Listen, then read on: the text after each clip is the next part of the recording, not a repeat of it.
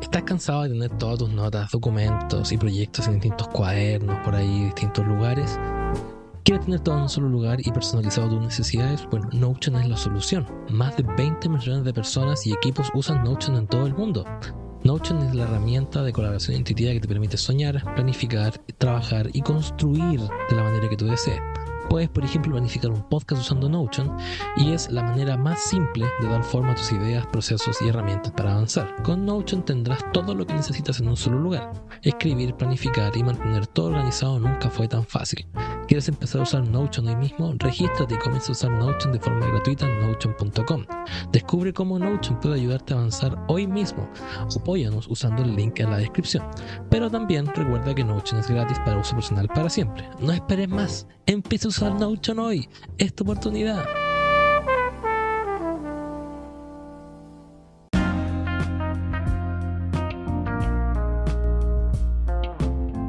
Bienvenidos a un nuevo capítulo de Inversionista Millennial. Mi nombre es César Núñez y me encuentro, como siempre, con mi amigo personal, el señor Héctor Herrera. Señor Héctor, ¿cómo está muy bien? Súper bien, yo creo, feriado aparte, hoy día 15 de agosto, pleno segundo semestre, y lo que nos convoca es un gran entrevista, una gran persona, mejor. Sí. Hartos seguidores. Sí. César, dale. Opiniones confrontacionales, va a ser un capítulo de debate. Bueno, lo tenemos acá. Somos todos señor... amiguitos. Sí, somos todos amiguitos, pero es bueno tener opiniones distintas. Tenemos acá al señor Alfredo Jerez de Hablemos de Economía. Así que, Alfredo, preséntate y cuéntanos, tal como te comenté, cuáles son tus impresiones con el grado de detalle que en el fondo te acomode. Hola César, hola Héctor. Gracias por la invitación, muy contento de estar acá. Y bueno, nada, como les dije, ya tengo 4 años en la página, ahí me pueden seguir. Y bueno, nada, en cuanto a inversiones, bueno, cuando hice los 2 primeros retiros, metí un poco de parte de los retiros de pensiones, lo metí a un fondo de criptomonedas. Después lo retiré porque después cayó. Y ahora, más que todo, que estoy diciendo en fondos de, digamos, a plazo fijo, porque obviamente hay que aprovechar los rendimientos con la TV1. Básicamente. Hasta que tengamos el break-even de inflación, hasta ahí todavía sigue siendo atractivo. Oye, nos contaste que, brevemente tocamos el tema de tu página, pero tu página en el fondo tiene hartos seguidores, nos contáis que... 37.000 seguidores. 37.000 seguidores.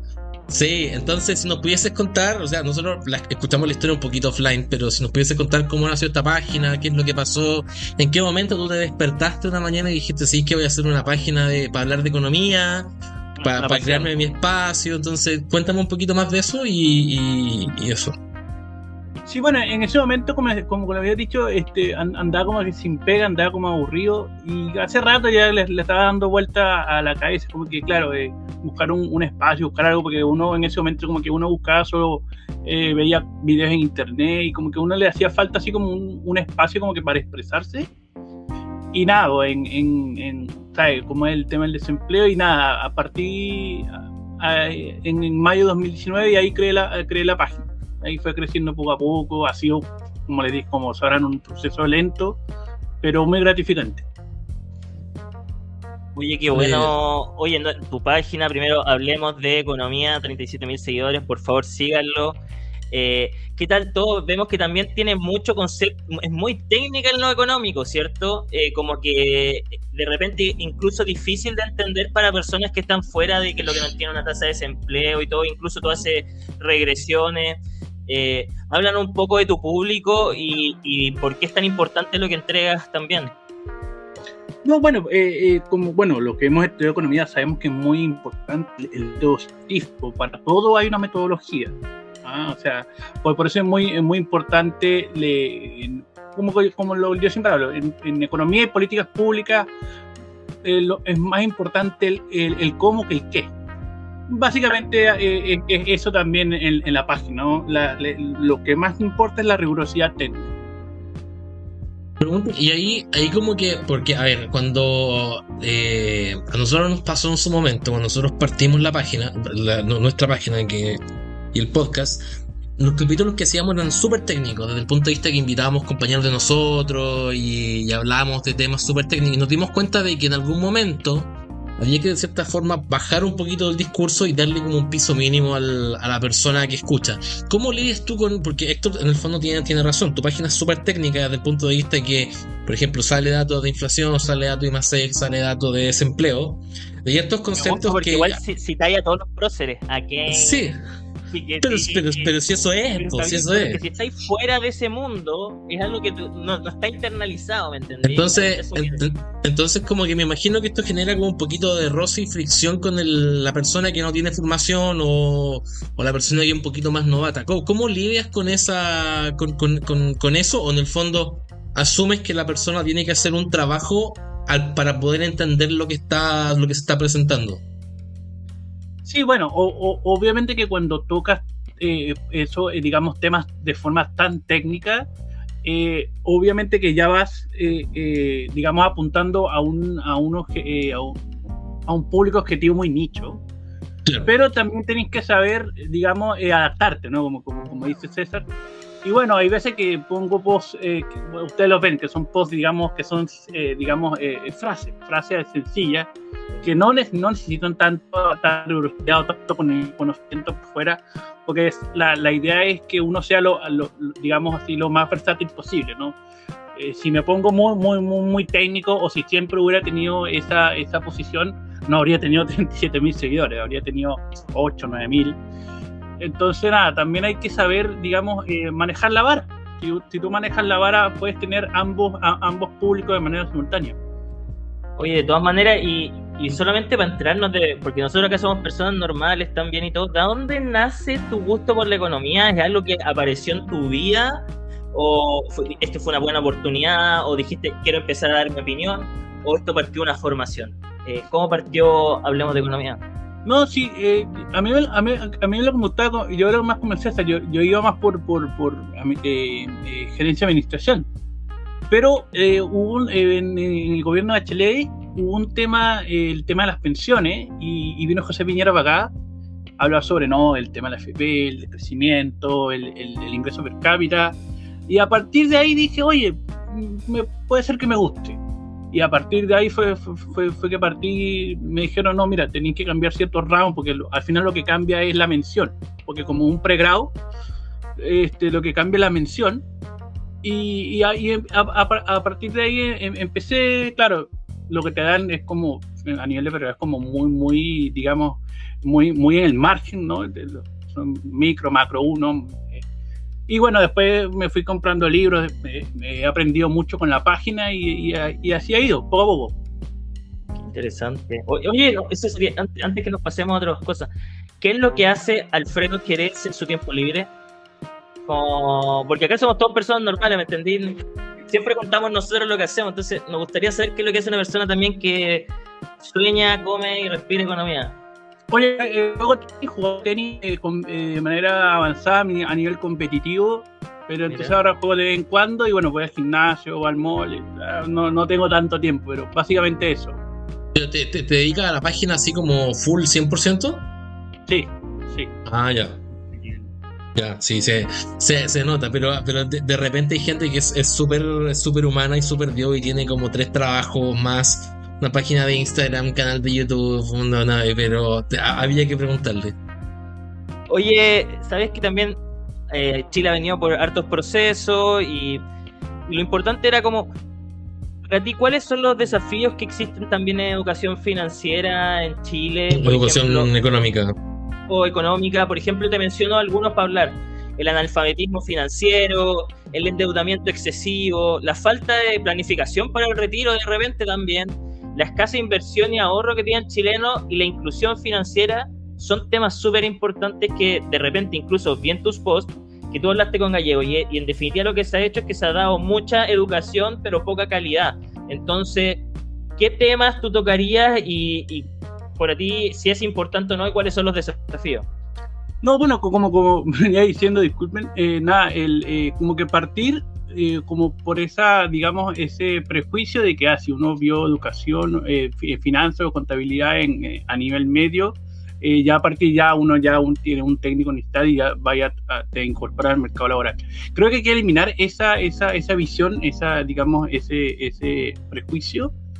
Y nada, a partir de ahí, bueno, que se haga una comisión de educación, que vea cómo se puede, implementar en el sistema educativo lo que es el tema de economía, finanzas, porque es necesario y hay un enorme déficit sobre eso. No sabría decirte porque obviamente no es mi área, pero sí, evidentemente hay que ponerle un esfuerzo porque el déficit es enorme, ¿no? Con el tema de la AFP, una desinformación que hay, se notó mucho. Sí, no, a mí me pasa que yo creo que nunca se hizo el esfuerzo por hacer educación financiera desde el punto de vista del gobierno, y creo que tampoco en su momento hubo interés por parte de la población de querer tener educación económica o financiera. Como que no, como que y uno lo ve de repente en la misma prensa, cuando uno ve por ejemplo el dato de inflación o el dato de IPC y todo eso, como que son todos los meses lo mismo. La gente va a la Vega Central y le pregunta al tipo de los tomates, oye, ¿sabes que los tomates subieron tanto? Pero en el fondo como que no nos quedamos con en términos futbolísticos como en el área chica, pero no vemos qué es lo que pasa después. Y ahí como que, y lo conversábamos antes incluso offline, que hay incluso muchos, ya casi sin nombrar a nadie, el que le caiga el pocho, que le caiga, muchos influencers financieros se quedan solamente con el reportar cosas. Pero en el fondo cuando una persona normal está ahí y no entiende, no tiene información, siempre se queda con el ya ahí, ¿y qué hago con esto? ¿Qué hago con esta información que tú me estás entregando y de qué forma yo la aplico? ¿Qué va a pasar con esto? ¿Cuáles son los actores involucrados? Entonces como que siento que nos quedamos con la causa, pero nos falta la consecuencia. Pero también lo que pasa, yo siento que ya quizás está leyendo muchos libros, pero también esto de educación financiera tiene que ver con despertar un pueblo dormido también.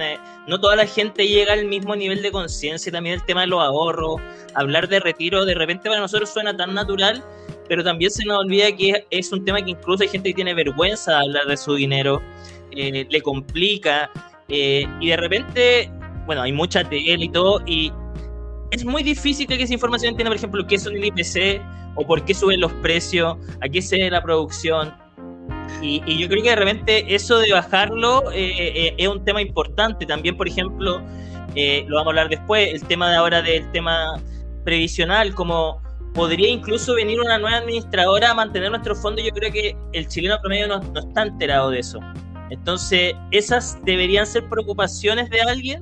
También es una pregunta, es decir, se da por entendido que todos deberíamos preocuparnos, como la ley, pero no toda la gente llega a ese nivel de conciencia, ¿no? Claro, es que el déficit está por ambos lados. Por un lado tienes, digamos, un sistema educacional que básicamente no ha avanzado mucho, y por el otro lado tienes la gente que está desinteresada, tiene decidido aprender. Entonces, cuando tú tenés ese problema, tenés un problema estructural, un problema macro, que no solamente es con poner el tema de poner los ramos en tercero o cuarto medio, sino que concientizar a la gente, y eso lleva muchos años. Por eso claro, es algo como a mediano o largo plazo. Claro. No, perfecto. Oye, hablemos un poquito más de lo que nos compete, que es el tema un poquito más económico. Nosotros siempre hablamos de que el Banco Central en su momento, y acá hablando como del estado actual de la economía, en su momento anticipó mucho lo que iba a pasar en términos de inflación en Chile con los 3 retiros. Advirtió en su momento, cuando Marcel era presidente del Banco Central, lo que iba a pasar con los retiros. Y con Héctor creemos que el diagnóstico de la economía chilena es súper claro. Como lo que está pasando ahora, como que tiene mucho sentido. Pero, y como nosotros en los capítulos generalmente cubrimos noticias de Chile y Estados Unidos, en Estados Unidos como que sentimos que el diagnóstico no es tan claro. Si nos pudieses contar cuál es tu diagnóstico actual de la economía en Chile, o sea, como ¿qué crees tú que son como que se ha hecho bien, cuáles son los grandes factores de riesgo que hay, y cómo ves que en el fondo vamos a ir navegando por este ciclo de baja de tasa, este ciclo de contracción del consumo que hemos ido viendo, ¿Cuál es como tu opinión respecto a esto? No, bueno, como lo puse en el post, estamos pasando una brecha producto muy grande, ¿no? Una brecha producto que fue por exceso de estímulo en pandemia.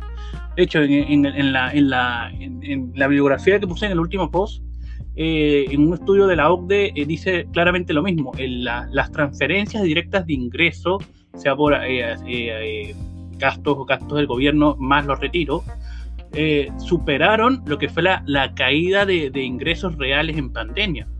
O sea, el estímulo fue mucho mayor que la caída. Por eso en 2021 crecimos a 11, casi a 12%, y por eso tenemos este nivel de inflación. O sea, el estímulo fue mayor que la caída, y por eso estamos teniendo este nivel de inflación, y por eso tenemos una tasa de política monetaria tan alta.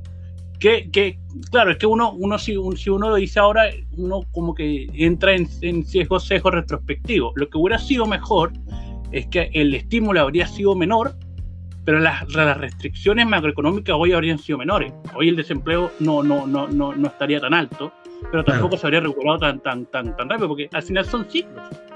En cuanto a la Reserva Federal, bueno, en el tema de Estados Unidos, bueno, por un lado, Jerome Powell creo que ha hecho muy buen trabajo.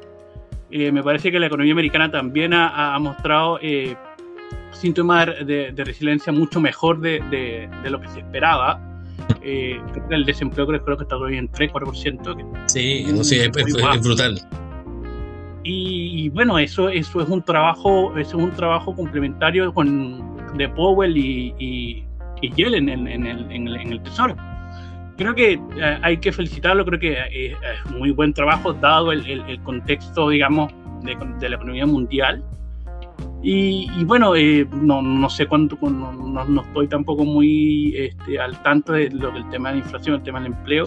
Oye, pero una pregunta solamente con respecto a cosas de tu página. Tú hablabas de la curva de Phillips, ¿cierto? Y tú veías que en Chile, en general, ante la baja de desempleo, hasta la baja de inflación íbamos a tener mayor desempleo, ¿cierto? ¿Tú sigues pensando eso es el futuro de Chile? Y si es así, o si no es así, ¿ves que se va a revertir a través de inversiones? ¿Cómo ves que Chile va a reaccionar ante lo que viene en función de lo que tú ves en tu post? No, bueno, yo ahí con la metodología de Paul Mankiw yo establecí que el desempleo este año iba a terminar entre 8,6 a 9,2.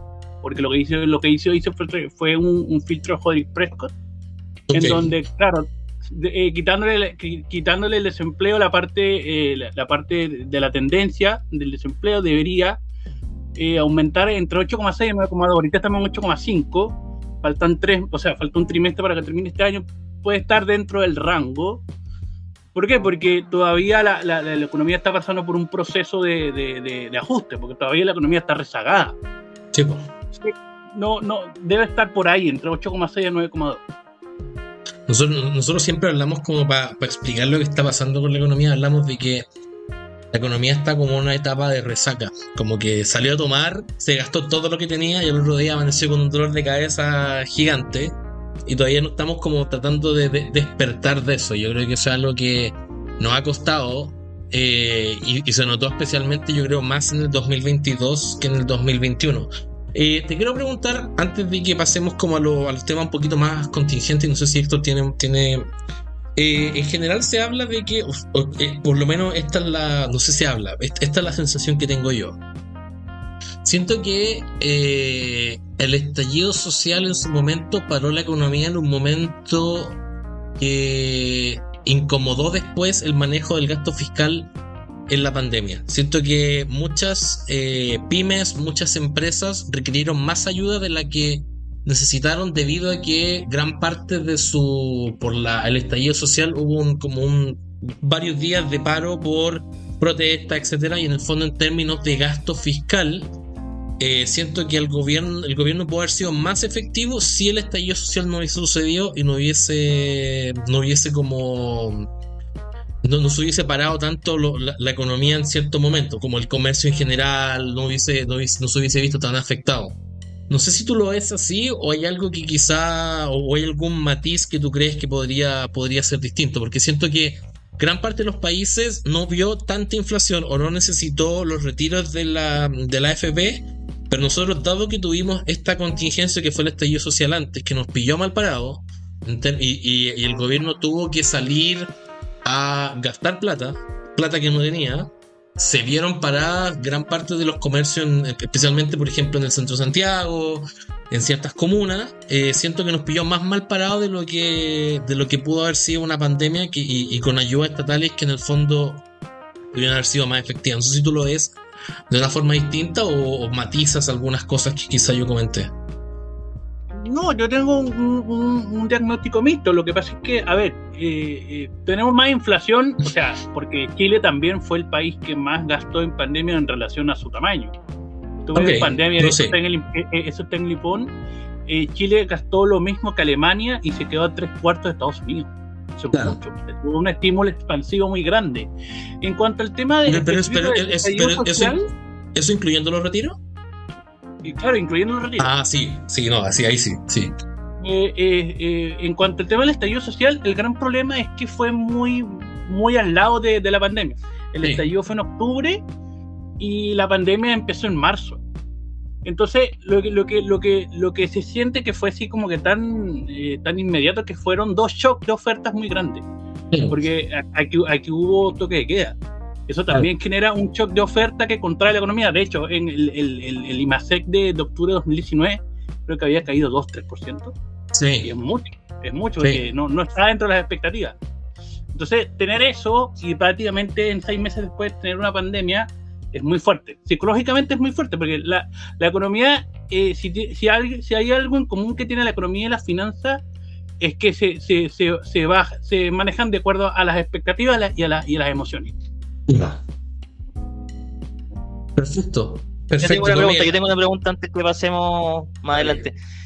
¿Cuál es tu opinión con lo que va a pasar con Chile? Yo por lo que entiendo, y lo que está pasando, está bajando la inflación, la productividad está bajando, pero para el gobierno también creemos que está saliendo todo bien. Es decir, vamos a hablar después de que hubo una propuesta de impuestos que no se va a tomar, que ahora tenemos el pacto fiscal.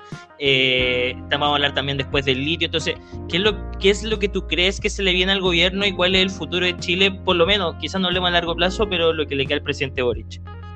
No, al presidente Boric no le queda nada. Básicamente ya renunció con ese tema del pacto fiscal, renunció a la reforma tributaria, y lo que va a hacer son detalles. Y la reforma previsional también está prácticamente sepultada, lo que con suerte aumentará la tasa de cotización y ya está.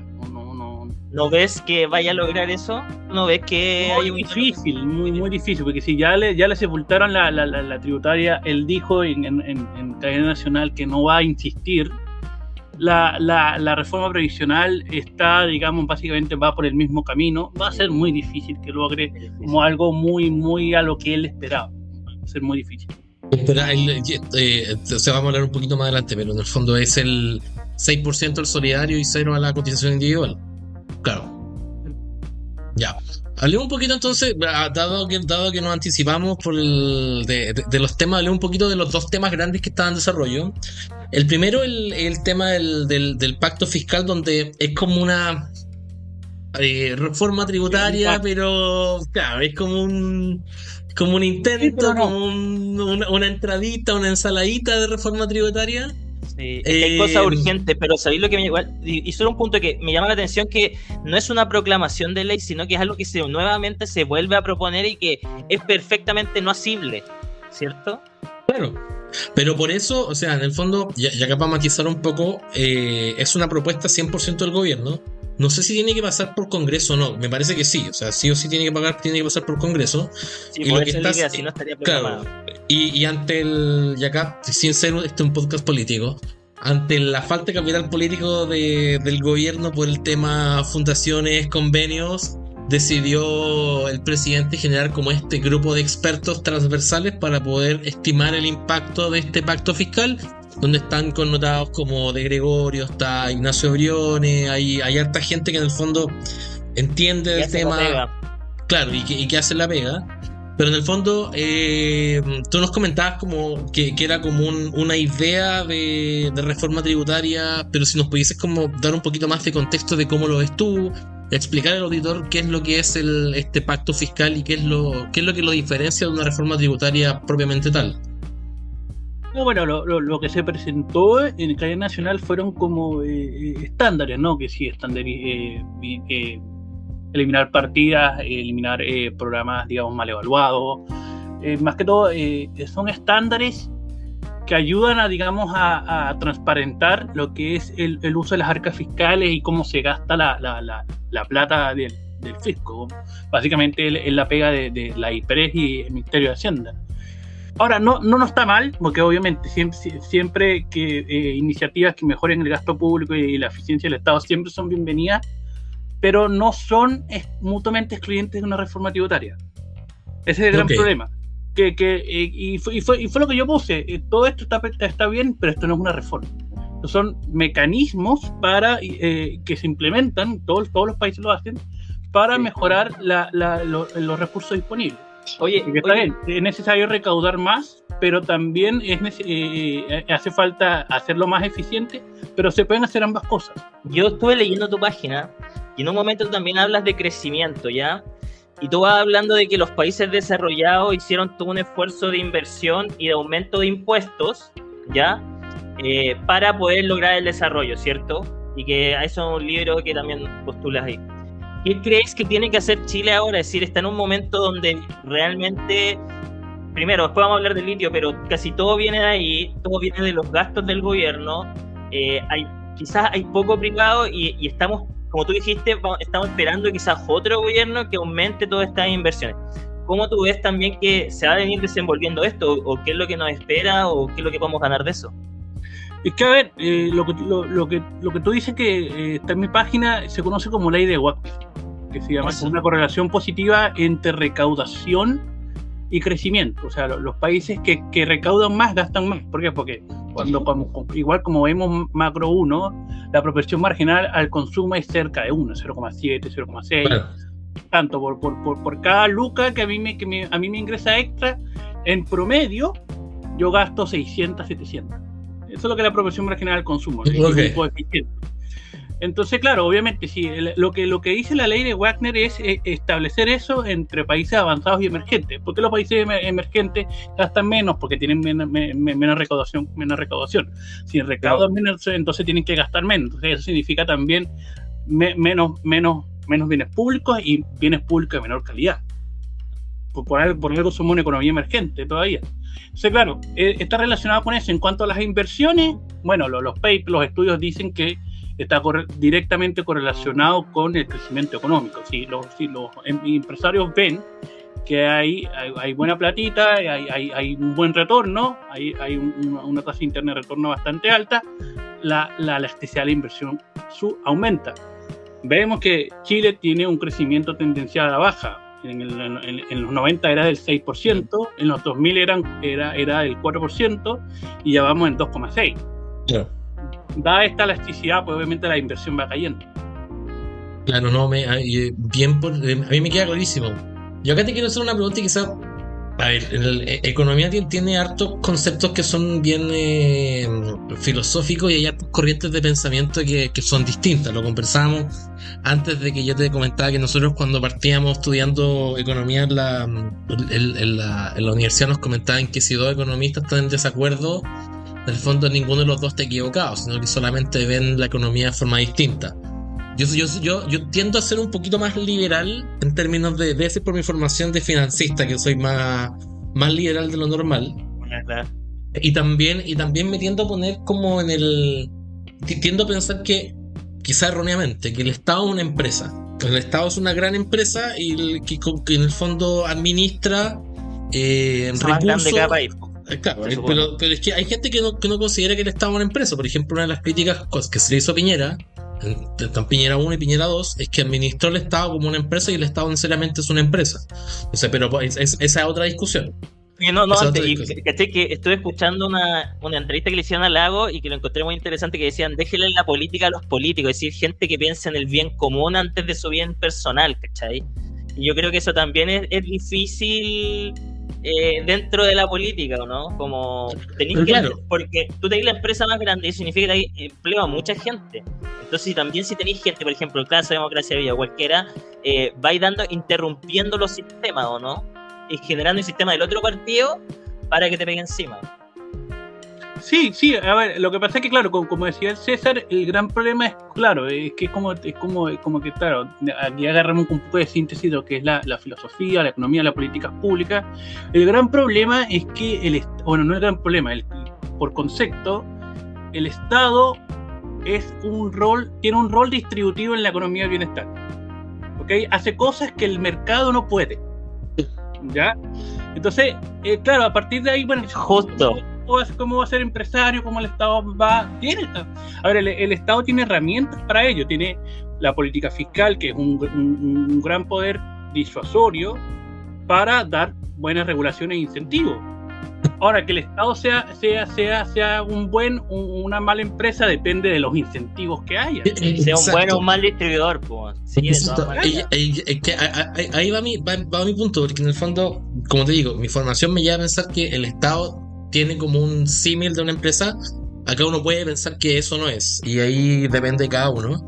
Pero lo que te quiero comentar es que a mí me da la impresión de que todos los años, por lo menos desde que hay como más como ojo clínico en el Estado, se han encontrado como que el Estado, dado que es tan grande, como que no es tan eficiente en administrar sus recursos, ¿ok? Entonces, dado que no es tan eficiente en administrar sus recursos, se genera como esta necesidad de generar reforma tributaria, políticas fiscales, pero como que a mí me queda la sensación de que en el fondo la plata está, pero en el fondo está, como se dice en chileno, está mal pelado el chancho, como que está mal distribuida, y después te aparecen estos casos de Democracia Viva, del caso Fundaciones. Y el ciudadano a pie, yo siempre lo comparo. Mi papá es como el termo, el hincha termo de todo esto. El hincha termo de todo esto, y me dice, ¿y por qué ahora yo tengo que pagar más impuestos siendo que esta gente se está robando toda la plata? Y yo creo que eso es un ¿cómo se llama? Hasta cierto punto es razonable. Yo entiendo la necesidad de una reforma tributaria, porque entiendo que hay gente que está o eludiendo impuestos, o tenemos que aumentar la base de recaudación. Pero también veo el otro lado de la gente que dice, viejo, la gente se está robando plata del Estado, hay mucha plata que Contraloría no es capaz de ver y que no pasa, y que está mal el tema de los sobreprecios, las municipalidades que también pagan sobreprecios.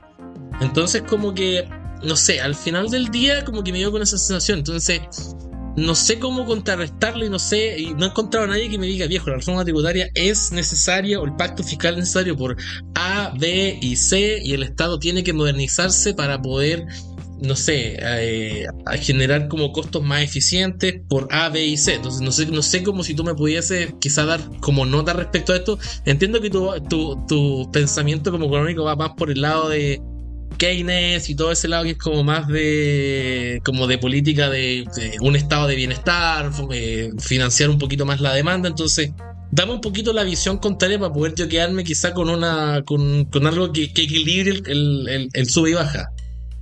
Claro, no. Bueno, sí, obviamente que es muy comprensible el tema de que todos hemos sabido, ¿no? Todos hemos ido, no sé, a registro civil, hemos ido a sabemos que es burocrático, sabemos que super penca, que es malo el servicio, pero eso también habla de por qué somos una economía emergente. Cuando uno habla de que uno es una economía emergente, no solamente es porque tenemos menos rentas que Estados Unidos, que Canadá, no solamente es porque hay menos educación, no, ser una economía emergente significa que todo es menos, todo es más burocrático, más difícil. De eso se trata de una economía emergente, que en todas las características de la economía somos menos eficientes. Ahora, en cuanto a la cohesión, eso se llama cohesión social. Esto me dice de no, porque hay que pagar más impuestos si se están robando. Eso se llama cohesión social. Eso lo ha estudiado gente muy, muy seria como Duflo, como Banerjee, que es cómo tal economía o tal país tiene en su inconsciente colectivo el Estado o el mercado. En ese estudio, por ejemplo, en Suiza es un honor servir en el Estado, porque es un servicio público. En Estados Unidos es muy parecido acá, que todos se roban, que nada sirve y que todo se entra en el mercado. Entonces eso se llama cohesión social. Eso va a depender obviamente de la idiosincrasia, de la cultura, etcétera, etcétera. Pero eso tiene que ver con la cohesión social. Si está bien, si está mal, es la cohesión social de cada economía, de cada país. Pregunta, y con respecto a eso, por ejemplo, el sistema previsional o el sistema ISAPRE, el sistema de pensiones quiere tender a pasarle todo al Estado, en definitiva, incluso hasta el pago que se le hace. ¿Cómo tú ves eso dentro de un contexto? No somos Europa, somos Latinoamérica, ¿cachai? Estamos viendo Milei, estamos viendo quizá Colombia, estamos viendo ese tipo de países, no estoy viendo nada de desarrollo. Entonces, ¿cómo tú ves que eso puede impactar en el futuro, o tendemos que explicar de que todos estos presidentes, y lo que nos demostró el futuro es que no se han llevado este tipo de reformas, o que es difícil seguirlos cumpliendo en el futuro, porque de repente si te toca un mal estado te puede quitar toda esa parte del dinero? Entonces, ¿cómo nosotros podemos confiar en eso? ¿O qué debería hacer Chile para que, si nosotros llegamos a distribuir y todo esto sucede y pasamos todas nuestras pruebas del Estado, esto no nos suceda a nosotros? Claro, bueno, la reforma tributaria tal cual la que presentó Boric nunca presentó un sistema de reparto. Lo que presentó es un sistema nacional que es distinto, que cierta parte de los ahorros se va al Estado para lo que se llama distribución intergeneracional. Sí. No es lo mismo que un sistema de reparto. Ojo ahí. Ahora, en cuanto, de nuevo, eso, si pensar que ponerle recursos más al Estado es bueno o malo, de nuevo, va a depender de la cohesión social de cada país. En respecto a Chile, si nos vamos específicamente a Chile tiene un gasto público muy eficiente, el más eficiente de la región y por encima de la media de la OCDE. Okay. Tenemos que mejorar, por supuesto, pero no es así que todo se despifarra. No, claro, yo igual creo que es un tema comunicacional. Yo creo que ahí hay como que en la tele, en la prensa tienden como a amplificar cosas que generalmente son como casos específicos de cosas que no necesariamente todo pasa así. Oye, pasemos un poquito al tema de las pensiones, al tema de la reforma previsional. Reforma previsional que yo creo que el gran pilar habla de o sea, la reforma previsional esta es como ya su cuarta versión. Yo creo que partió con Bachelet 1. Después tuvimos Comisión Marcel, Piñera 1, Comisión Bravo fue en Bachelet 2. Bachelet 2, y ahora estamos con Piñera 2. Ya lo tenemos. Bueno, lo que está pasando ahora, en verdad, lo único que se está haciendo con reformas previsionales es generar los 250 lucas de la PGU, ¿cachai? No, y se están definiendo el rol de la AFP y el 6%. Ya sí, pero en definitiva la PGU y el financiamiento es como la parte más importante, porque por ejemplo lo que estábamos conversando anteriormente no se está definiendo ahora, como los roles medios de la AFP o si se van a extinguir la AFP, por ejemplo. Claro, el gobierno lo que quería era salvar como la PGU porque sabe que va a mejorar las pensiones hoy. No, porque aparte esa plata, weón, se está entregando hoy día. Sí. Claro. ¿Cachai? Entonces necesitáis financiarla ya. Esa plata estaba comprometida con la reforma tributaria que no salió. Claro, de hecho, la primera digamos como que el primer índice para para financiar la PGU fue Piñera cuando puso iba a los servicios. Claro, iba a los servicios. Yo lo fui a aclarar hasta principios de año y ese fue como que la primera puerta para financiar la PGU. Claro.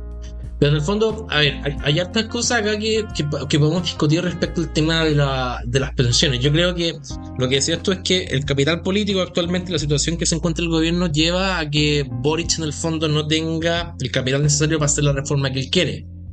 Y aparte la gente que lo apoya tampoco como que va a tolerancia cero y se le sale la cadena y dice que quiere un sistema full de reparto. A ver, con Héctor tuvimos a uno de los miembros de la Comisión Bravo, que era José Luis Ruiz, que fue profesor de nosotros y él fue director del Magíster de Finanzas cuando estábamos en la FEN. Y siempre como que la mitad de la clase era hablar de las pensiones y hablar de las cosas que se estaban discutiendo. Y una de las cosas que a José Luis Ruiz más le llamaba la atención era que en el fondo el sistema de reparto como que no podía en una sociedad actual ser sostenible en el tiempo, porque en el fondo las pirámides intergeneracionales ya están convergiendo a que en el fondo cada vez hay menos gente que va a aportar y al final se va a convertir como llevándolo como guardando las proporciones en un esquema piramidal, o un esquema Ponzi donde los primeros van a recibir mucho y los últimos van a recibir muy poco.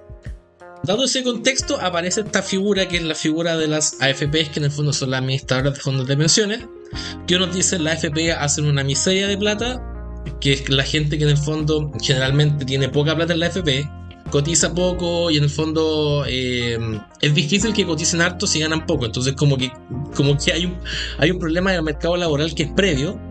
Y tienen la gente que en el fondo que es como podríamos hablar de los paladines del mercado, que creen que la AFP han hecho un excelente trabajo, han rentado UF+4 desde el inicio de los multifondos y desde los 80, y que en el fondo ellos como administradoras de fondos de pensiones han hecho muy bien la pega, pero como entendido como un servicio de seguridad social o un sistema de seguridad social, han fallado, porque no deberían entenderse así. Entonces yo creo que, y lo que conversábamos, que ahora el rol de la AFP o el rol de las administradoras de fondos de pensiones, es tratar de entender hasta dónde llegan y hasta dónde entra el Estado. Creo yo que deberíamos converger a un sistema relativamente mixto como el que está ahora, donde hay como PGU más una administradora de fondos de pensiones y algo intermedio que en el fondo tienda como a sanear a las otras dos, pero no sé cómo ves tú, dale. Yo quiero saber qué quiere Alfredo Jerez. Yo quiero saber, pero yo tengo mi opinión. Vamos por parte. Bueno, aquí hay que matizar, va a ser un poco largo. Sí, pero no. O sea, las AFP han tenido una gran rentabilidad, etcétera, etcétera. Pero hay que matizar porque hay muchos factores. No hay pensiones bajas porque simplemente la AFP no sirve. Ya primero que nada tenemos un problema estructural. Un problema estructural de que, como dijo César, la tasa de reemplazo está directamente correlacionada con el nivel de ingreso. Sí. Eso cuando estudiamos los países, cuando estudiamos el mercado laboral de países avanzados o de Europa, eso no es así. Está bien, tú por tener un cartón, por tener un magíster, un doctorado, obviamente que mereces un mejor salario, eso es evidente, porque eres profesional, aumento de productividad, etcétera, etcétera. Lo que no debería ser, y es lo que pasa acá en Chile, es que el nivel de ingreso está correlacionado con las lagunas. Eso no pasa en países avanzados. Una cosa es que tú seas un técnico universitario, no sé qué, que ganes menos o que simplemente no quisiste estudiar, y otra cosa es estar relacionado con el nivel de las lagunas. Acá no puede ser que porque tenés un técnico o porque simplemente no tuviste la posibilidad de estudiar, tengáis demasiada laguna. Eso no pasa en países avanzados. Es un problema estructural que es una falla directamente específica en Chile de nuestro mercado laboral. Es que puede ser que para que ganéis lo que gana un chileno en promedio, que son 800 lucas, necesitéis lo que sea, pero algo. 800 no es el promedio, 500 el promedio. 659, algo así fue el último promedio. 350 ya lo que sea, pero en general lo que el chileno considera alto hoy día son 800 lucas un palo. Entonces, imagínate vivir con eso, da lo caro que está el mercado laboral también, lo caro que está el mercado inmobiliario. Bueno, hoy día están bajando los precios, pero nadie nos está diciendo que sí, está bajando la inflación, pero no están bajando los precios. Está quizás bajando la energía, están bajando los combustibles, pero no está bajando el retail, no está bajando el supermercado. Pregunta, ¿cómo tú ves que viene Chile? ¿Chile se va a mejorar? Pero estamos hablando de pensiones, pues no nos desviemos del tema. Ya, no nos vamos a desviar. Ya, entonces le hicimos todas las preguntas. No, es que me faltó decir que, claro, el tema es que tenemos ese problema en el mercado laboral. El otro problema que tienen las pensiones acá es lo poco que se ahorra. O sea, no solamente hay muchas lagunas, sino que también se ahorra poco. 10% es nada. 10% era bien cuando arrancó el sistema en 1980, en el 4 de noviembre de 1980. Y claro, 10% en ese momento, de repente los datos, dado el nivel de laguna, no sé qué, podía ser factible. Pero ahora no, la expectativa de vida ha crecido. Ahora la expectativa de vida son 82 años. Claro. Hay un estudio de la Superintendencia de Pensiones que dice que manteniendo constante el nivel de salario, el nivel de cotizaciones, por cada un 1% que hubiera ahorrado más el cotizante, la pensión habría aumentado 10%. O sea, si seguimos el 6% que quiere poner el gobierno, si se hubiera establecido eso hace 20, 30 años atrás, la pensión de hoy habría sido 60% mayor, porque la elasticidad era del 10%. Entonces, claro, no solamente la AFP, no solamente hay múltiples factores para explicar por qué las pensiones hoy son bajas. Ese es el punto. No, claro. Tú hablaste también del tema de que el 6% actualmente, con el desglose que se va a ir 3% al mercado, 3% a este sistema de cuentas nacionales. No sé si nos pudiese explicar un poquito cómo funciona el sistema de cuentas nacionales, porque no sé, como para la gente común, si tú revisas, por ejemplo, la Academia o revisas como las encuestas, la gente no quiere que su plata se vaya como a estos fondos comunes, pero en el fondo como que, no sé, como que quizá explicado de mejor forma, como que quizás un poco más de sentido. A ver, lo que es una cuenta nacional es una cuenta virtual que maneja el Estado para tus cotizaciones provisionales. Digamos, sistemas nacionales hay en Italia, en Suecia y en Polonia. Y si tú ves los datos, tienen tasas de reemplazo relativamente mucho más altas que Chile. Ahora, ¿cómo funciona? Digamos, prácticamente funciona como una AFP pública, una AFP estatal, donde se remunera según la densidad de cotizaciones y el promedio durante toda la vida de trabajo de tu salario. ¿Funciona o no? Bueno, depende de los incentivos. Si tiene buenos incentivos va a ser muy eficiente. Si tiene muy poca regulación va a ser va a ser muy asimétrico y va a haber muchos problemas. Ahora, ¿cómo funciona esto? Que el 3%, o sea, nosotros ahorramos 10%. El 3%, o sea, el 6% se va a ir a esta AFP pública, esta AFP estatal, que es el sistema nacional. De ese 6%, el 3% se te devuelve tu AFP y el otro 3% se va a, como le dije al principio, digamos, ¿cómo se llama? Solidaridad intergeneracional, que es para los que tienen menos. Normalmente es para que aquellos que menos coticen, es como un valor solidario. ¿Cuánto es el porcentaje? Bueno, depende. El 16% se acerca a la media de la OCDE. La media de la OCDE en sistema previsional es 18%. Ahora, hay que hacerlo gradual, porque hay que darle un margen para que el mercado laboral se ajuste, porque obviamente eso significa que o bajan los salarios o aumentas la cantidad bruta o simplemente ganas menos. Entonces también hay que darle un espacio al mercado laboral para que la demanda se ajuste a este 6-5%, lo que quieran poner. Perfecto. Pero ahora sí, tu momento. No, ya estoy listo. Perdiste la inspiración. No, ya no quiere. No, ya no quiero. Así funciona, parte del podcast. No, está bien. Oye, hablé un poquito de del Banco Central. La Convención Constitucional, la anterior, la primera, se habló harto respecto y se puso en tela de boca, yo creo, en su momento, la autonomía del Banco Central. Que el Banco Central en el fondo no era autónomo. Nosotros en su momento entrevistamos gente que trabajó en el Banco Central, amigos de nosotros, y nos comentaban que en el fondo, si tú le pones muchos mandatos al Banco Central, el Banco Central en el fondo pierde autonomía. Igual tiene sentido, porque en el fondo como que le pones demasiadas limitaciones al lagrangiano, y el lagrangiano en el fondo no converge y no tiene forma de converger. Entonces, si lo comparamos, por ejemplo, con lo que pasa en Argentina el Banco Central no es autónomo, depende del gobierno. El Banco Central de Argentina ayer hizo noticia por subir la tasa de interés a 118%, que es una brutalidad. Y tiene como mucha relación con el fondo. El gobierno argentino maneja tanto la política monetaria como la política fiscal. Y acá en Chile, yo siempre le explico a mi papá que el hecho de que el Banco Central sea autónomo quiere decir que el gobierno tiene solamente una mano para gastar y la otra la tiene debajo de la espalda atada. En el fondo, el Banco Central te maneja y te limita a ciertas cosas que en el fondo son transformacionales o en pos de los chilenos, y eso fue como muchas de las cosas que se habló durante la convención, que el Banco Central en su momento estuvo siempre en contra de las grandes transformaciones sociales que quería la sociedad chilena. ¿Crees tú que en su momento se vio comprometida la autonomía del Banco Central? Y la otra pregunta es, ¿qué tan importante es la autonomía del Banco Central para la economía chilena? La trataron, o sea, obviamente que trataron de, o sea, no es que trataron de quitar la autonomía, sino que, como tú dices, trataron de darle un rol social al Banco Central. Claro. Bueno, en cuanto a la importancia, es súper importante, o sea, sabemos, yo estudié bajo el libro de Rodrigo Valdés, que son cuestiones económicas en una constitución, les recomiendo mucho ese libro, que habla justamente sobre los mandatos que debe tener un banco central, que básicamente, si estudiamos, son 3, 4, no mucho. Claro. Es la política monetaria.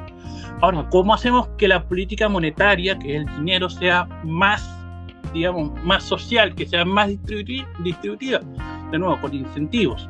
No es una pega del Banco Central que el mercado del dinero sea como que llega a todos, que sea como, digamos, democrático, porque eso tiene que ver con otras cosas que no maneja el Banco Central. Lo que maneja el Banco Central es la estabilidad macroeconómica para que influya de manera positiva en los ciclos, expandir o contraer la oferta monetaria de acuerdo a la coyuntura.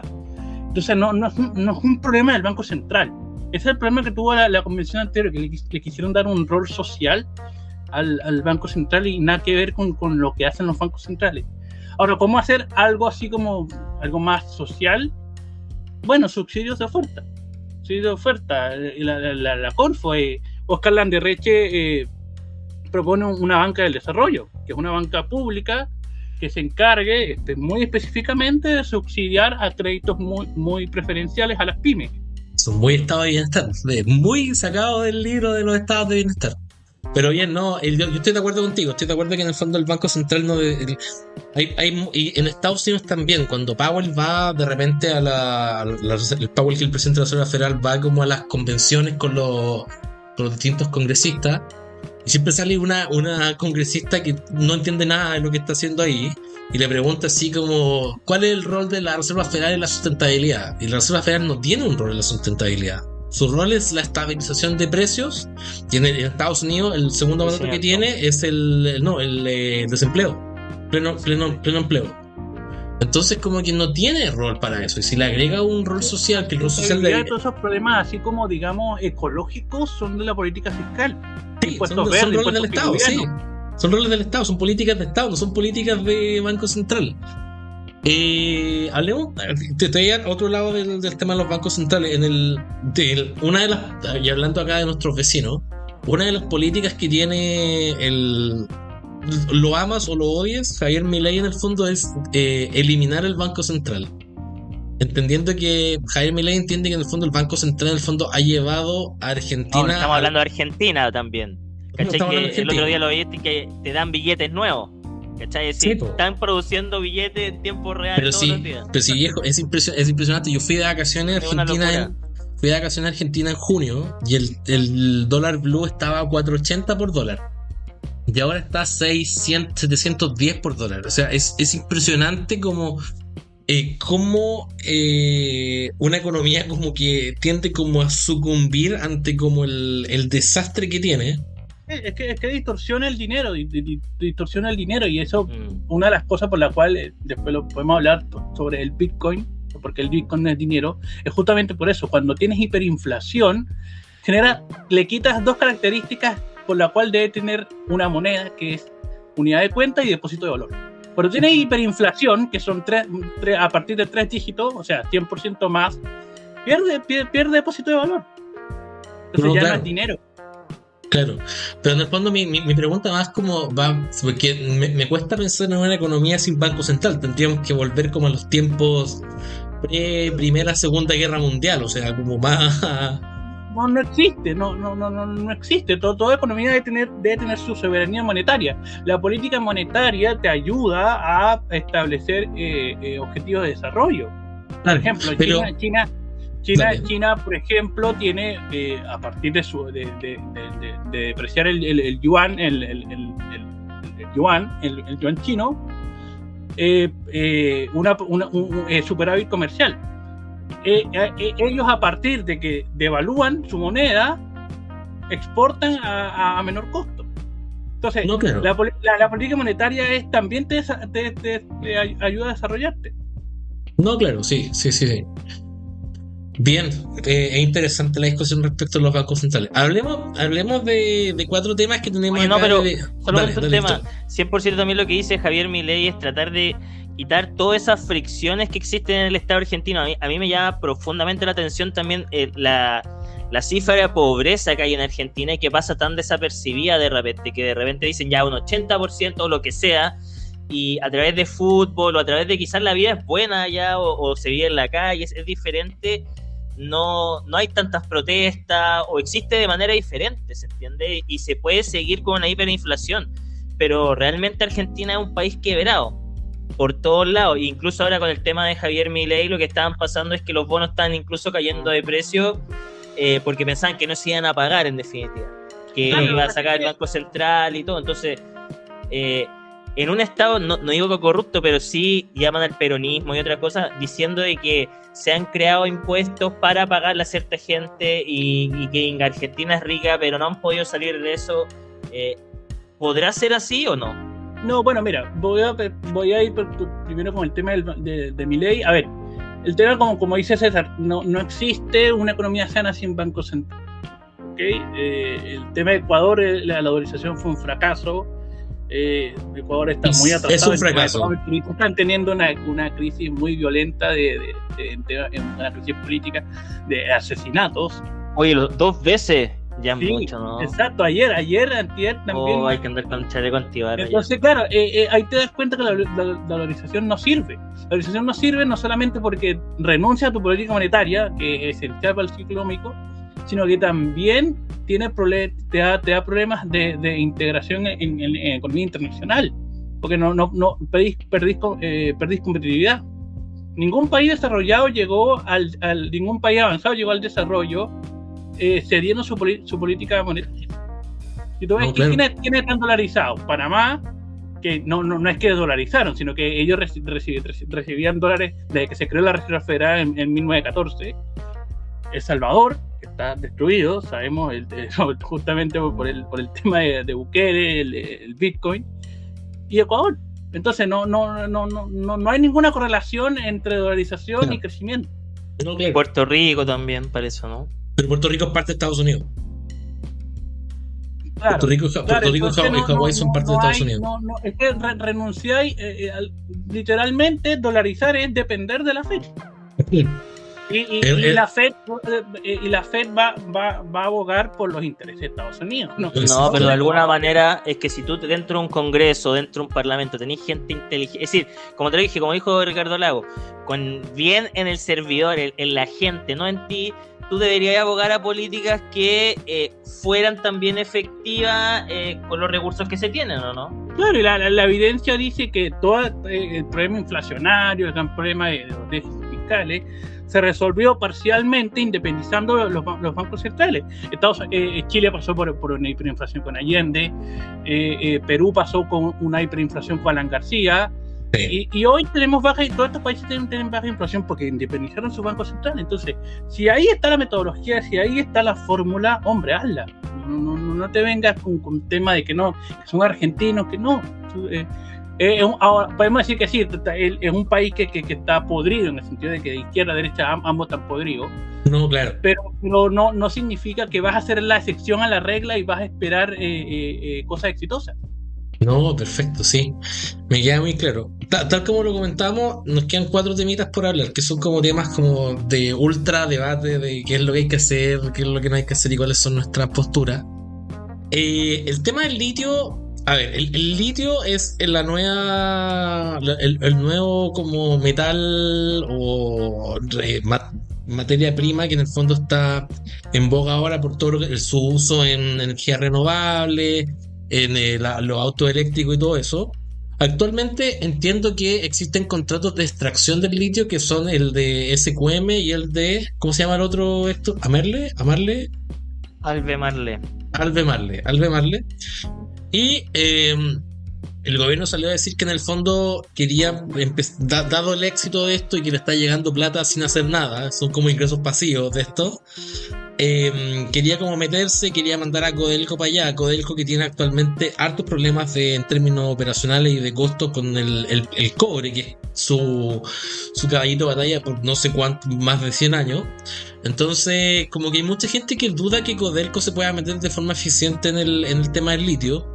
Conector en su momento, mi opinión al respecto es que el gobierno en el fondo debería fijarle cuotas de producción incrementales a SQM y al Bemarle, y en el fondo no meterse ahí y que le llegue plata nomás. O sea, en el fondo te ahorras una cantidad de problemas y una cantidad de cosas de producción importantes, pero no sé si es lo correcto meterse en las operaciones, meterse en los contratos. Entiendo que tiene que ser una política de Estado, sí o sí.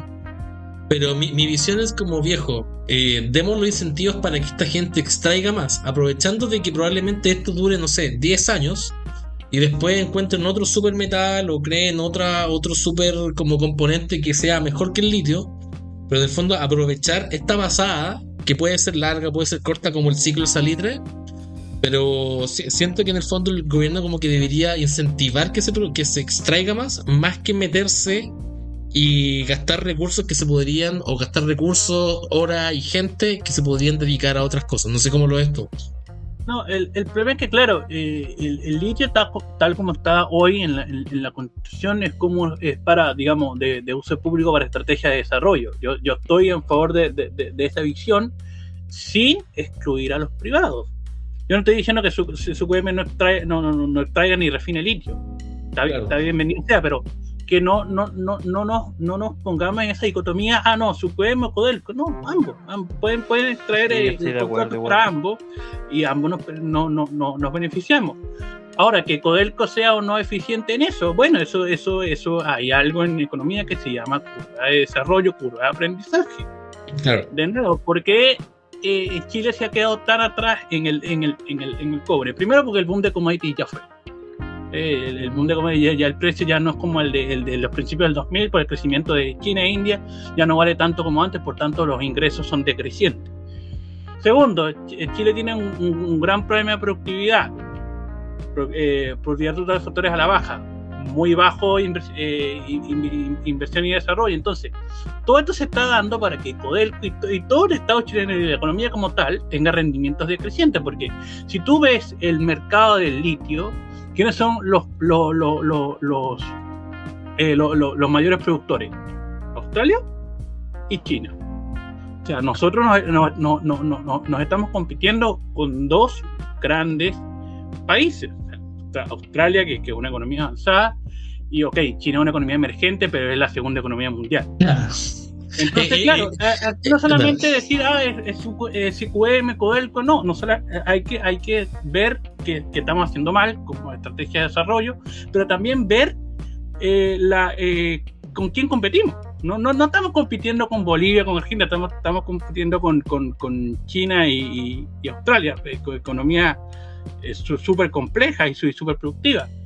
Ese es el gran problema, porque cuando estudiamos economía internacional, que es estrategia de desarrollo, es muy parecido a cuando nosotros vemos comportamiento organizacional. No solamente ver las ventajas comparativas que tiene una empresa, sino también ver el sector. ¿Ya? Entonces, aquí en estrategias de desarrollo y macroeconomía pasa lo mismo. No solamente que hay que mejorar ciertas cosas que están mal como país, como macroeconomía, sino que también ver con quién estamos compitiendo. Oye, pero por ejemplo a mí me pasa que yo soy pro nacionalización del litio, yo te lo digo, a mí me gustaría, porque creo que Chile tiene que ir hacia adelante, igual que las energías verdes y todo, pero a mí lo único que me pasa es todo lo que se le pasa al Estado, ¿me entiende? ¿No? Como por ejemplo, lo político que le pasó a Codelco, el capital monetario que le pasó a esa gente. Por ejemplo, hace poco estábamos hablando de que se le había dado subsidio a todo el norte, que me parece increíble porque son regiones, y alta gente no escucha ya, que son regiones que les faltan recursos, sobre todo para el interior. Entonces, ¿cómo podría ser, cachai, que el litio también tiene que ser parte de nosotros, pero todo lo que va a involucrar a temas políticos, regionales, tiene que haber gente del gobierno? Entonces, Claro, es que eso. la ineficiencia de hoy, la ineficiencia que estamos viendo hoy con el tema de SQM, del litio, del cobre, lo que sea, estamos pagando cosas que no hicimos hace 20 años atrás. Los países desarrollados tenían o sea, los países avanzados cuando tenían otro nivel de desarrollo tenían el doble de inversión y gastaban el doble en investigación y desarrollo, tenían más patentes per cápita. Entonces lo que estamos viendo hoy, las fallas, lo que está bien que existen, son problemas que no hicimos, que dejamos de hacer hace 20, 25 años atrás. Entonces estamos muy rezagados. Entonces si queremos que el litio no parta por la misma suerte, de que no sea tan ineficiente, hay que partir con lo que ya estamos atrasados para que no nos vuelva a pasar. No, claro, exacto. Yo soy más pro de pasarle esto a gente, no sé, pero que tiene que haber confianza, porque todo el Estado tiene que ser súper eficiente para poder hacerse cargo de todo el dinero, y de repente, y lo pensamos con César, para agregar también, hacer como agrega, decir, siempre pensamos que el litio, y como ahora fue lo que más nos trajo, y los minerales lo que más nos mueve el IMASEC, por ejemplo, y si es que esto no lo hacemos ya va a ser un problema, pero también qué es lo que viene hacia adelante en el desarrollo de política y cómo se están haciendo parte, por ejemplo, la PGU y todo eso. Entonces, ¿qué viene hacia el futuro? A mí también es lo que me preocupa. Por ejemplo, yo encuentro, y lo iba a mencionar acá, súper tonto, que también Boric haya dicho, sí, ya súper bacán, weón, lo espero hasta el 2030 y 2043 cuando se cierran esto, que quizás te perdí un buen ciclo y de inversión también, ¿cachai? Ahora entiendo que eso es porque llega dinero, pero si realmente quisiéramos hacerlo bien y hubiera confianza, debería llegar más allá del proyecto, siento yo. Y no solamente una cuestión de que llegue dinero, también hay que saber distribuirlo e invertirlo, o sea, finanzas básicas. Y solamente una pregunta, ¿tú encuentras que Codelco es una persona capaz de poder hacerse cargo del desarrollo chileno del litio? O sea, sí, pero como te digo, pudiera hacerlo mejor. Dado nuestro nivel de desarrollo, pudiera hacerlo mucho mejor. O sea, no hay dicotomía de que está bien o está mal, no. No es tan malo como unos dicen, pero tampoco es excelente como otros dicen. Hay un punto intermedio. ¿Que lo puede hacer bien? Sí. Pero dado nuestro nivel de desarrollo, dada la evidencia, pudiera hacerlo mucho mejor. No, perfecto. Me queda muy claro lo que hemos conversado. Hablemos un poquito de quizá dos temas que son bien controversiales actualmente, que son los dos ligados a lo que sería ya el mundo de las criptomonedas. Hablemos un poquito de economía que son un poquito más clásica, que son estos CBDC, que son que son las monedas, en el fondo los tokens que generarían los bancos centrales para poder en el fondo tener como usar el mismo blockchain que usan las distintas empresas, como el plazo de la luca en un sistema del gobierno. Exacto, el Bitcoin, Ethereum que usan ellos.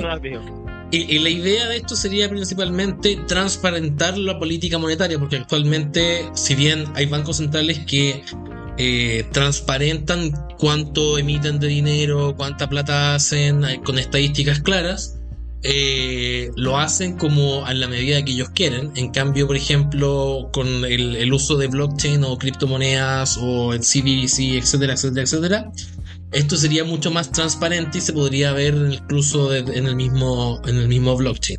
Hay gente que está a favor de esto por el tema de la transparencia del Banco Central, la transparencia que entregaría, por ejemplo, especialmente la Reserva Federal, que de repente de la noche a la mañana imprime una chorrea de plata y nosotros no tenemos al día siguiente. Pero hay gente que cree que los CBDC son una amenaza a la libertad, porque, especialmente en Estados Unidos, creen que es una amenaza a la libertad porque en el fondo, a través del blockchain, el gobierno y el Estado podrían entender cuáles son tus patrones de consumo, cuáles son tus patrones de comportamiento. En el fondo, es lo que en su momento y acá para gente que tiene quizá un poquito más de historia, en su momento, cuando estaba yendo en el gobierno, aparte de los 50 años del golpe, en el -1 de la moneda, Allende intentó en su momento con los computadores del momento hacer como planificación centralizada con computadores. Yo creo que actualmente estamos en el punto en el que la tecnología te permite hacer planificación centralizada con computadores.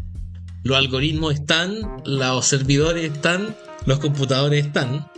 Y los CBDC serían como la guinda de la torta o el cómo, como dices tú, para poder en el fondo generar esta planificación centralizada. los más liberales, super redneck en Estados Unidos del Partido Republicano, como Ted Cruz, dicen que esto es claramente una amenaza a la libertad y que no debería, el Banco Central no debería, o la Reserva Federal no debería ni siquiera pensar en sacar un CBDC, porque en el fondo le quitaría el derecho a la libertad de las personas. ¿Cómo ves tú esto desde el punto de vista, esta discusión que es un poquito más filosófica más que económica propiamente tal, pero en el fondo es interesante, y creo que es una discusión que nunca hemos hecho con Héctor, y es una discusión que nunca hemos tenido?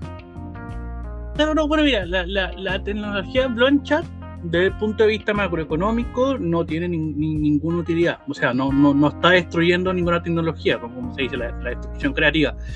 ¿Por qué? Porque ya todos los métodos, primero que nada, que todos los métodos, digamos, electrónicos de pago, transferencia, lo que sea, PayPal, Western Union, ya son relativamente seguros. ¿No? Esto yo lo hablaba con Tredencial también en su podcast con el Ignacio, y le expliqué lo mismo. O sea, el blockchain no viene a sustituir absolutamente nada, porque ya todos los mecanismos que están de pago ya son relativamente seguros. Si yo quiero hacerte una transferencia, te pido tus datos, etcétera, etcétera. En cuanto al tema del tema de los datos que mencionaste, sí. O sea, los que hemos estudiado macroeconomía financiera sabemos que de por sí el mercado del dinero, el mercado financiero, es sumamente asimétrico. Tiene información asimétrica, riesgo moral, selección adversa. Entonces, claro, esto ya lo vemos con las empresas que falsifican balances generales, estos resultados. O sea, ya de por sí la naturaleza del mercado es asimétrica. Y esto lo que hace es potenciar esa asimetría. ¿Por qué? Porque de hecho, es uno de los grandes problemas que tiene la inteligencia artificial. Puede tener muchas cosas buenas, pero siempre igual metemos nuestros correos, nuestras contraseñas. Entonces, claro, es exponerse a gente que no sabemos quiénes son o para qué ocupan eso, y ya está pasando. Entonces ya de por sí es un problema de naturaleza del mercado financiero. Claro. En cuanto a la Reserva Federal, bueno, o si es bueno o es factible una moneda digital o una bimoneda, no lo veo factible, porque ya de por sí no tiene utilidad. O sea, por ello, el dinero tiene que tener tres características, que es método de cuenta, depósito de valor y unidad monetaria. Pero claro, pero lo que sería estos CBDC son, si bien funcionan en blockchain, criptomonedas, pero serían dólares. En el fondo es como, creo que China ya lo implementó, que es el yuan digital, que en el fondo está como dentro del blockchain, pero la gracia es que tú lo puedes comprar como yuan, o sea, lo puedes usar en cualquier parte y puedes comprar con él. Y la única diferencia es que la transacción queda registrada en algo que es público. O sea, es la única diferencia. Entonces, por eso como que los tipos dicen que es como una amenaza a la libertad, porque en el fondo tú con un algoritmo de patrones o reglas de asociación podrías perfectamente entender cómo una persona compra y predecir qué es lo que va a comprar. Bueno, eso tiene cosas buenas y cosas malas, porque eso ayudaría, por ejemplo, a los algoritmos, a la inteligencia artificial, a predecir patrones de comportamiento y así evitar, por ejemplo, una posible estafa. Claro. Ya, eso tiene cosas buenas y cosas malas. Ahora, no sabía eso del tema de China, pero no, o sea, me refiero a que, digamos, un sistema, digamos, más como que implementarlo a nivel internacional, no, es como algo muy específico, no tiene tanta utilidad, porque, por ejemplo, Suiza ya se maneja con la dualidad entre franco suizo y euro. Y Bitcoin, ¿ya? En algunas partes. Entonces, claro, entonces como que, oye, es como que no puede servir, claro, pero no es algo revolucionario, no es claro, algo que va a cambiar de noche a la mañana. No, yo estoy de acuerdo contigo, que al final esto va a venir como a complementar lo que actualmente existe. No va a reemplazar nada. Y el tema de las criptomonedas también, o sea, por ejemplo, tú hablabas del tema de Western Union, si hablamos del caso de El Salvador, una de las razones principales de por qué El Salvador toma Bitcoin como legal tender o como de curso legal es porque creo que el 25% del Producto Interno Bruto era por remesas de gente que mandaba plata de Estados Unidos a El Salvador. Estados Unidos le llegaba desde afuera. Claro, entonces lo que sucedía con eso era que al final del día lo que hizo El Salvador a poner Bitcoin como curso legal o legal tender es sacar al intermediador, que dices tú que es Western Union, que en el fondo no sé, pues tú quieres mandar $100 de un lado para otro, pero te cobran 10, entonces al final solamente puedes mandar 90. Y la gracia de hacerlo con Bitcoin es que tú eliminas como el middleman, el intermediario. Te guste o no, en el fondo existe volatilidad de precios, ¿cachai? Existe todo lo que implica la criptomoneda en general. Pero en el fondo el experimento que hizo, pues yo lo veo más como un experimento que como un caso de éxito todavía. Lo veo más como un experimento en el fondo, decir, ¿sabes qué? Existe esta necesidad, ¿quién me lo puede solucionar? Y en eso, en el fondo, el hecho de que con 3 clics tú puedas mandar de un lado para otro sin pasar por Swift, o sin pasar por Western Union o por cualquier intermediador, en el fondo te facilita esto. Y en el fondo ahí una de las críticas que yo le hago generalmente al sistema bancario internacional, yo también, igual que tú, trabajé en banco, es que para mí es impresentable que si tú quieras mandar plata de un país a otro, teniendo todo lo que tú quieras, se demora en algunos casos 1 día y medio, en algunos casos 2 días, cuando en el fondo el internet es lo suficientemente rápido, y hay formas de validación de transacciones o cámaras de compensación que son mucho más rápidas. Entonces por eso yo creo que las criptomonedas vienen a entregar como esta romantización de decir, ¿sabes qué? Yo estoy sacándome al intermediario, al hombre de al medio, y estoy creando una nueva economía. Entonces como Sí, que pero por ahí esto no por ahí implica va. que sea Pero espera, con lo bueno, lo malo y lo más malo y lo súper bonito, ¿cachai? O sea, sí, pero no es tan así, porque por ejemplo, si tú ves los de Nouriel Roubini, si tú ves su último libro, que es Mega Amenaza, habla sobre esto, el tema de bueno, Roubini. Que básicamente lo que hace genera externalidades negativas por el tema de la minería, por el tema del consumo de corriente, claro. Y que los intermediarios de Bitcoin, no todos, obviamente, no es que todos son unos chantas y te lo adoran, pero algo tan descentralizado fomenta los esquemas Ponzi y las estafas. No, claro. No, sí, yo estoy muy de acuerdo. Mucha regulación, yo creo. Eso por el punto del tema del Bitcoin, y también quería matizar el otro punto de que estoy de acuerdo contigo, el tema de las comisiones, las altas comisiones, el pero eso también va por la concentración de mercado que tienen estas empresas, PayPal, no, claro. Junior. Sí. Eso ya es un problema de un comportamiento monopolístico. Es un monopolista, sí, exactamente,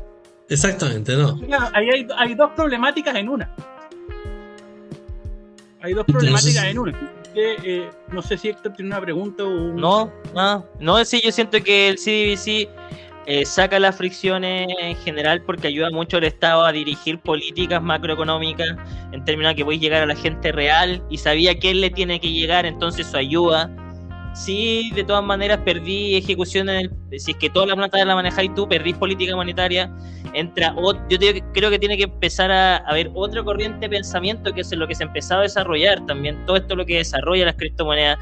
Dentro de esto también hay un esquema Ponzi, puede ser, dentro de esto también hay nuevos desarrollos de tecnología, hay nuevos usos de tecnología, hay un mercado accionario de monedas también y de proyectos. Y yo creo que lo que más cuesta es entender que necesitamos ciberingenieros, necesitamos todo ese tipo de gente que nos ayude a entender esto y lo haga real, porque de repente bajarlo, hacerlo como un negocio, es decir, cuando Ethereum va a aparecer y decir, oye, yo realmente soy un aporte para tu compañía, es lo que todavía no aparece. Y en el fondo ahí convergemos al otro, y yo creo que fue lo que gatilló esta conversación, que es que en el fondo tú tienes una opinión que es como muy, podríamos decir, como interesante respecto como a las criptomonedas en general. Tú nos comentaste que invertiste parte de tu retiro en criptomonedas, pero en el fondo cuéntanos como cuál es como tu visión general, qué es lo que crees de esto, porque a ver, es una discusión que, lejos de tener una respuesta única, a mí lo que me llama la atención es que es apasionante. Hay gente que es muy antisistema en esto. Es como, yo compro Bitcoin porque soy antisistema, porque creo que la Reserva Federal son todos estafadores, que el sistema está todo arreglado y las Bitcoin en el fondo son tan descentralizadas que yo dependo de mí nomás y de la gente que compra esto. Hay gente que está adentro sin entender nada, solo para ganar plata, Y yo creo que estoy como entre medio de los dos. Yo siento que en el fondo las criptomonedas, y creo que esto también, vienen como a complementar un sistema monetario mundial que actualmente tiene muchas fallas y que nadie ha arreglado estas cosas. Por ejemplo, lo que te comentaba, el tema de las comisiones, el tema de que en el fondo plata más barato, pedir, claro, y en el fondo tener como la gente que no está la gente que no está bancarizada. Entonces, pero al mismo tiempo yo entiendo las críticas de la gente a esto, que en el fondo genera fraude, lavado de dinero, esquemas Ponzi, el tema de la aprovechamiento, el tema de la energía, especialmente en la minería de Bitcoin. Imagina, yo digo, César, hagámonos millonarios, me agarro 5 influencers, le digo que hagamos una super moneda que les va a dar plata, te juro, weón, en un mes me hago 10 millones. Sí, rápido. Entonces como rápido. Te digo, pero en el fondo cuando tú...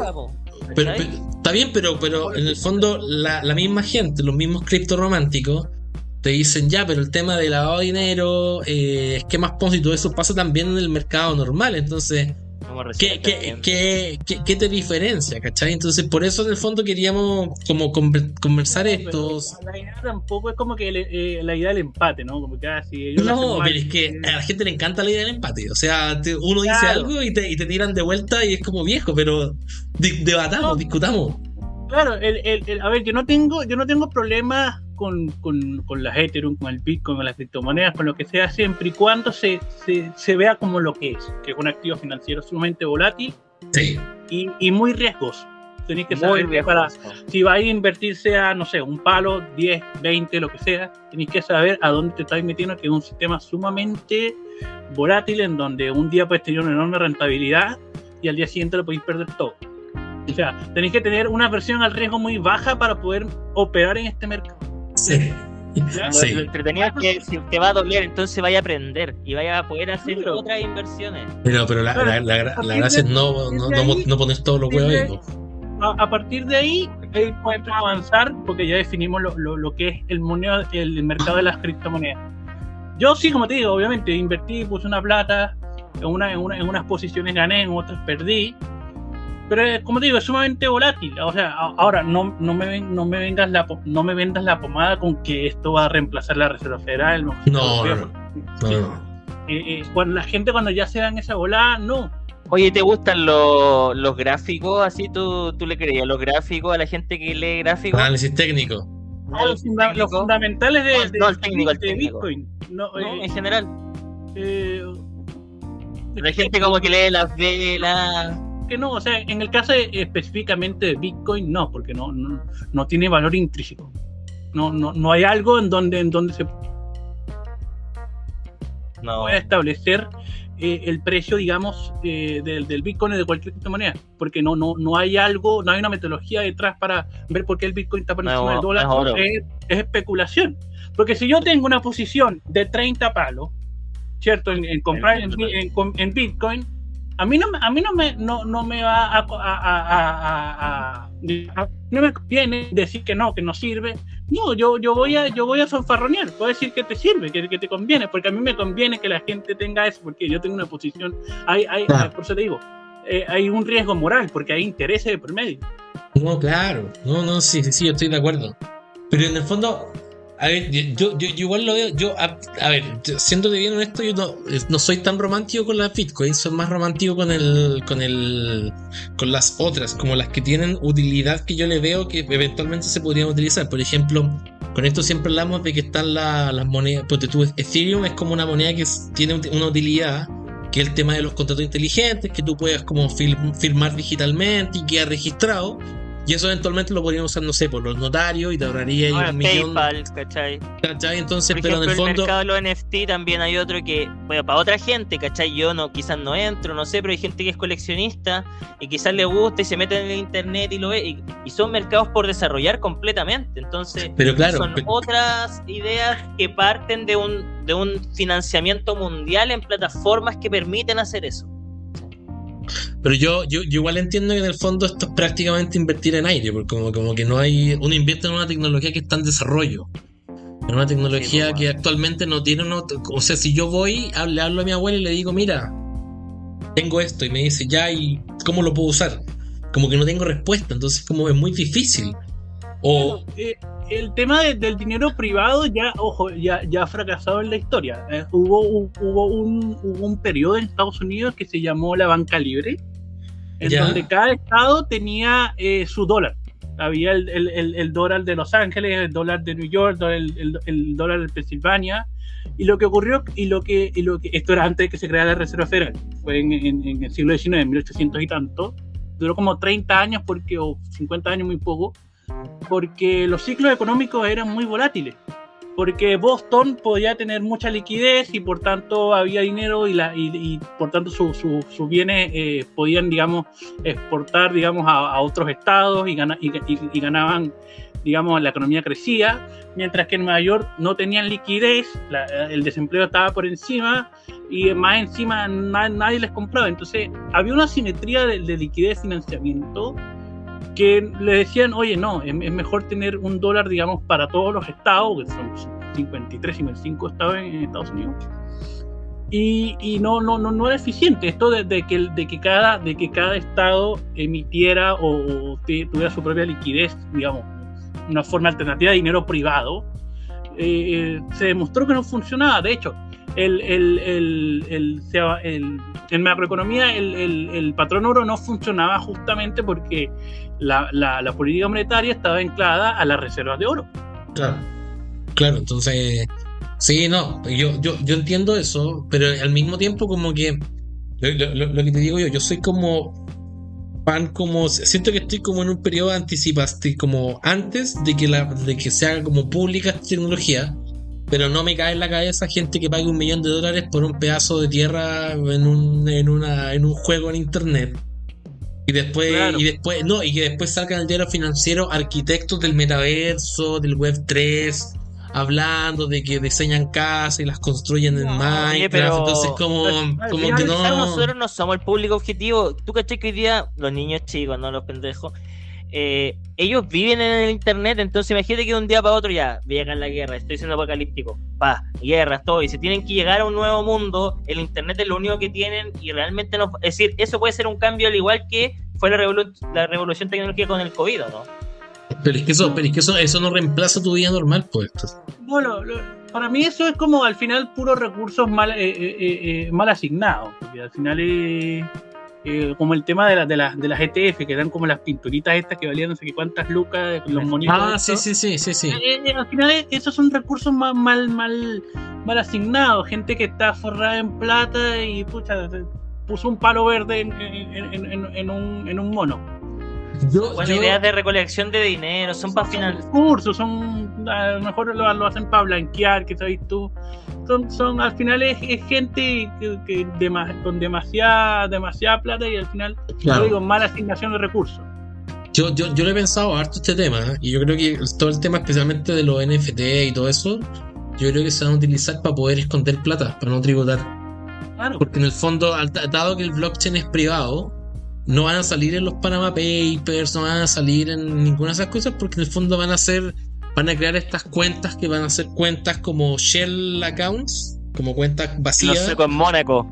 Y van a tener como van a traspasar la plata por distintas partes, de distintas fuentes, y van a comprar estas cosas y las van a tener ahí, no van a tributar y en el fondo hay mucha gente que yo creo que va a esconder plata en esto, y hasta que, bueno, yo no sé si los servicios de impuestos internos se van a poner al día en esto.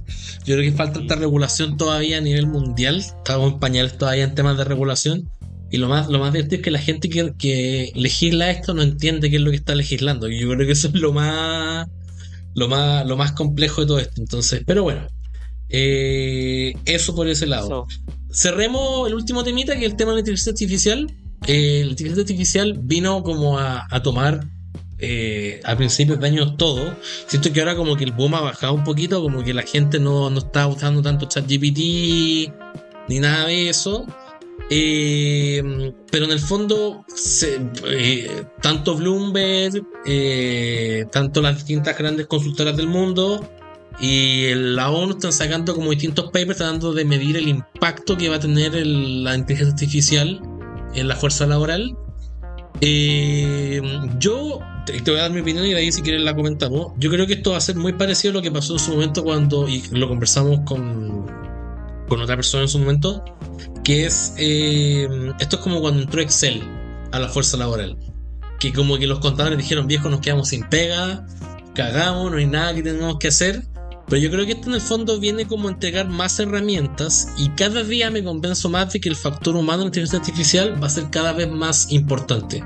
Porque hay muchas cosas que tú, cuando le das instrucciones a la inteligencia artificial, no es capaz de hacer, pero sí es capaz de automatizar muy bien cosas.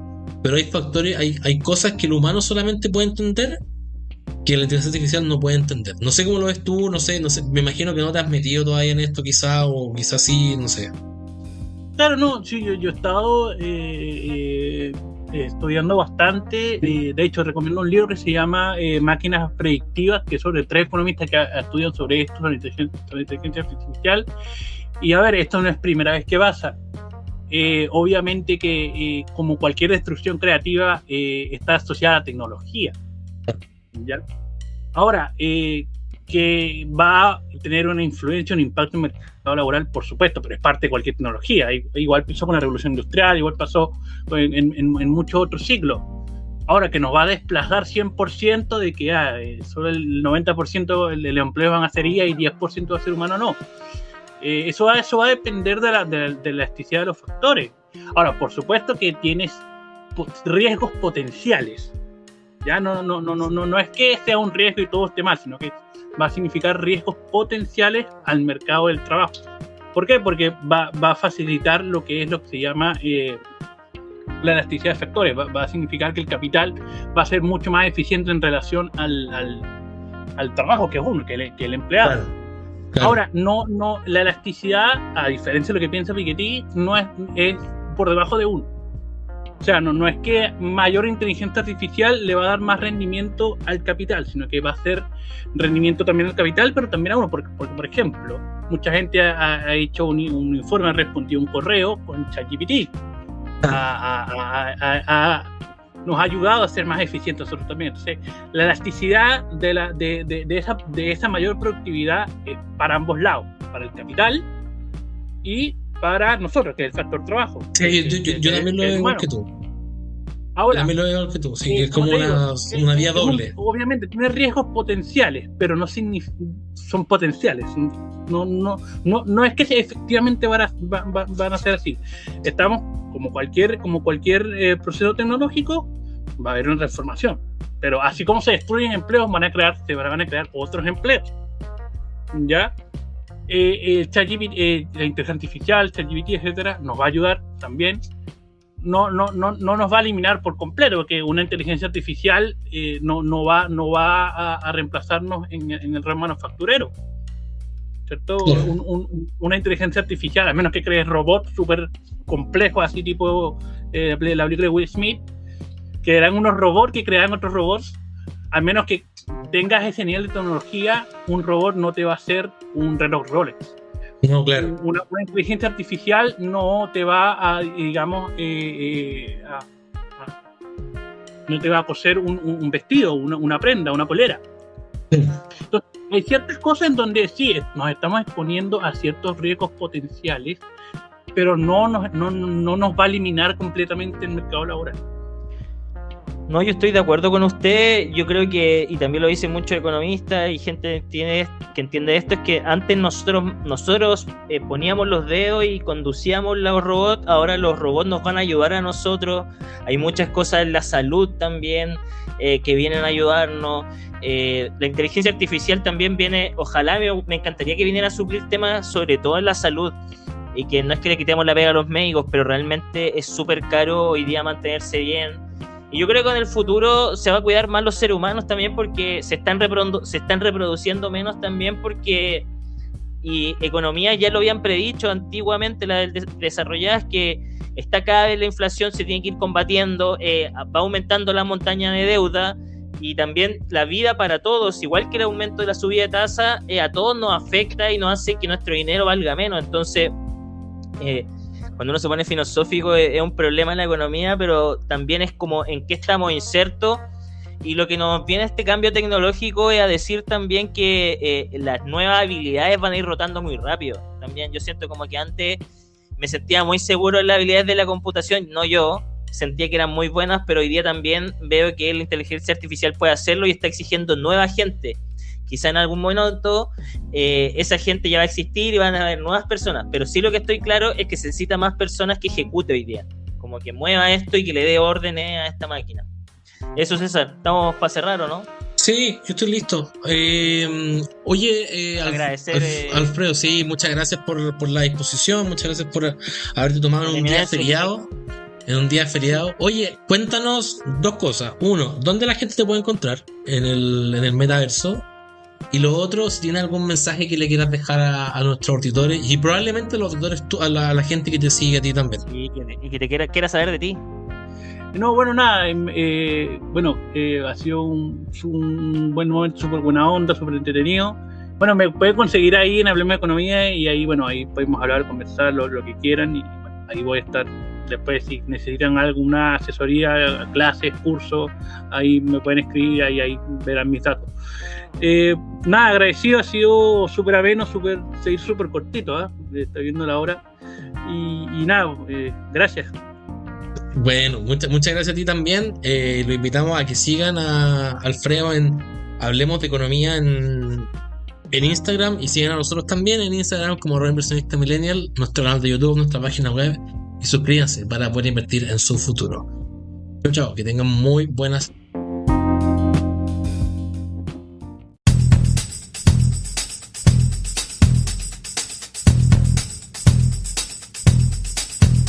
Las opiniones realizadas en este programa no deben ser interpretadas como recomendaciones o asesorías financieras. Estas solamente tienen propósitos educativos. Si quieres estar al tanto de nuevos capítulos, síguenos en Instagram como @inversionistamillennial. ¿Quieres enviarnos alguna consulta? ¿Te gustaría estar invitado a algún capítulo y hablar respecto a ciertos temas? Escríbenos al mail inversionistamillennial@gmail.com y búscanos como Inversionista Millennial en tu plataforma de podcast favorita y suscríbete para más contenido asociado al mercado e inversiones.